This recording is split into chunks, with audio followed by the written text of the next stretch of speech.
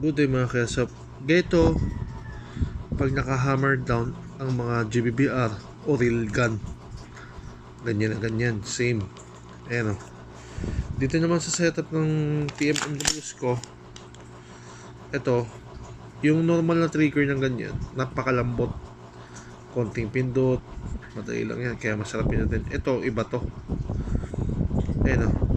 Gusto ko ba ganun ang normal na trigger sa mga MWS, ewan ko sa iba, ganyan katigas matas no, ayaw pa rin pumindot to, ayaw.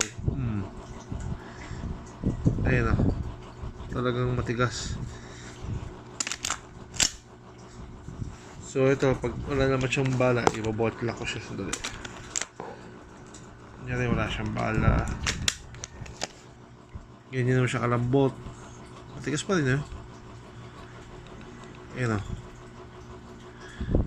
yan, ganyan siya katigas. Ang tigas, kala mo parang railgun. Ewan ko kung ganun din ba sa M4.